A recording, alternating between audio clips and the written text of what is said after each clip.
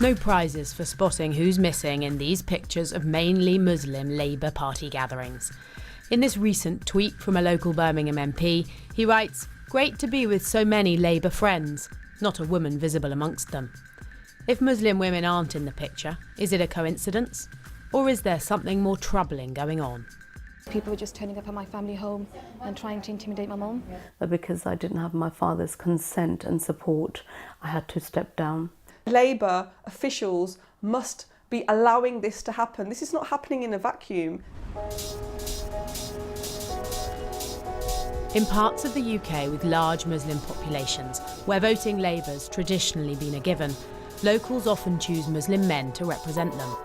But there's mounting evidence of Muslim women being denied the chance to face the electorate, their route into politics blocked by Labour men from their own communities. And the women are fighting back. Newsnight's seen a letter that's just gone to the Labour leader Jeremy Corbyn from Muslim Women's Network UK, demanding an inquiry into what it calls systematic misogyny in the selection process of Muslim Labour councillors. These men have a cultural mindset. They will come from places like India, Pakistan and Bangladesh. They operate this baradari male kinship system. They don't like women being empowered. Why? Because then we are going to then challenge the status quo. We are then going to challenge the misogyny. We're going to challenge the fact that our rights are being undermined in our communities. I would have really enjoyed being a councillor here and bringing new people into the party. Fawzia Parveen is one of around a dozen women Newsnight has spoken to with claims of sabotage as they tried to become Labour councillors.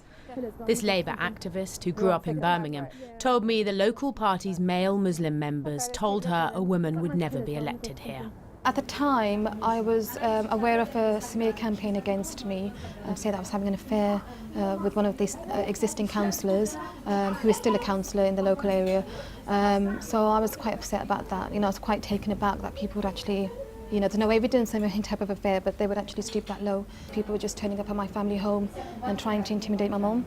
Saying what? That, just stop your daughter from, kind of pursuing becoming a councillor in the local area. Do you know who those people were? It would be members of the Labour Party. I didn't see them myself, but my mum did say that it's members of the local Labour Party that were coming to the door. Muslim members? Yeah, Muslim men. Newsnight's spoken to other Muslim women who claim to have been blocked as councillors. One said, like Fawzia, "They spread this slander about me being a slut. It's the way they get to you." Another says she was told Islam and feminism aren't compatible. An advocate for gay rights was told, "This is un-Islamic, leave that for white people." And many talk of being criticised for being too westernised and behaving like a gori, a white woman. The Muslim Women's Network UK accuses the National Labour Party of being complicit.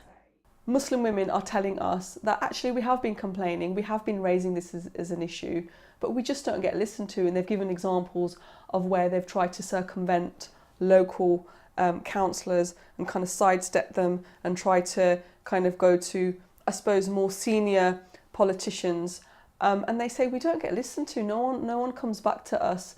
But obviously they're quite scared to come out with their emails because of the backlash that they might face.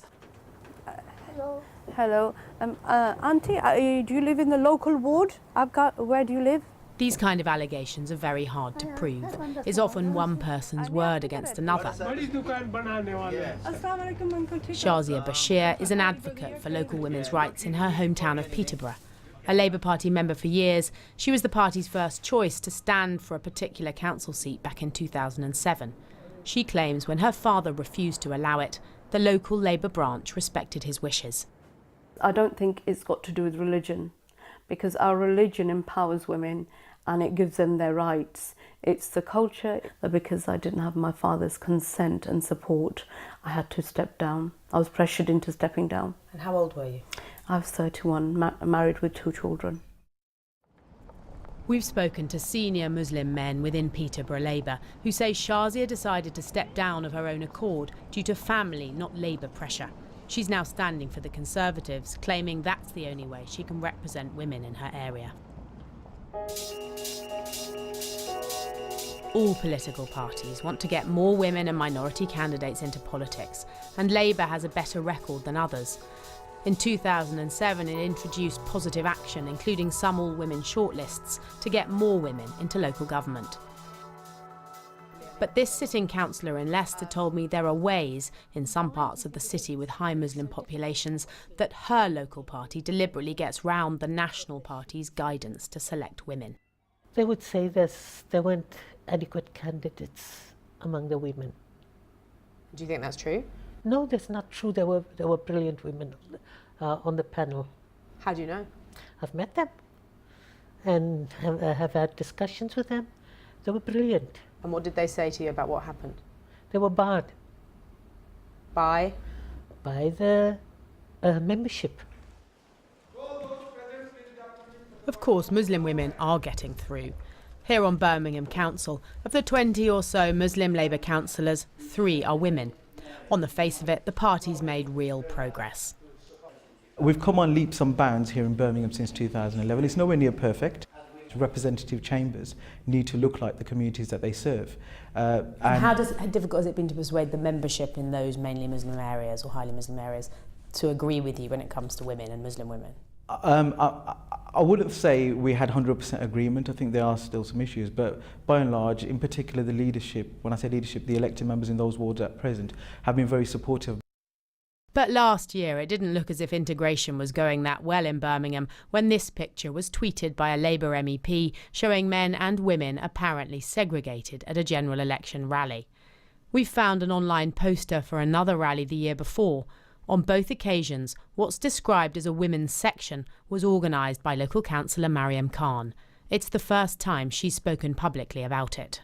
It was not forced segregation. Nobody said women need to sit in one place and men need to sit in another place. It would be inappropriate for anybody to do that. But you'd already said there's a women's section. There was the poster itself said that women. I think it said something like along the lines of Councillor Mariam Khan is inviting women to attend, or no, is it didn't. inviting. It said Councillor Mariam Khan is arranging a women's section. He's organising a women's section at the Jalsa. And the reason why was, like I said, to try to encourage women to attend and not to say that they were to sit separately. I mean, if it was going to be segregated, I myself would not be sitting on a platform with men. There wouldn't be women sort of speaking and sort of being actively involved in sort of doing speeches and even sort of organising. So you're saying on the poster it's saying you're organising a women's section does not mean you're organising a section where women can sit? It does not mean we're organising a section for women only alone to sit away from men. Although that's what happened. Because that's how women chose to sit. Labour councillors here told me that's the start of political engagement. But only when more Muslim women are councillors will their female constituents get the representation they truly deserve.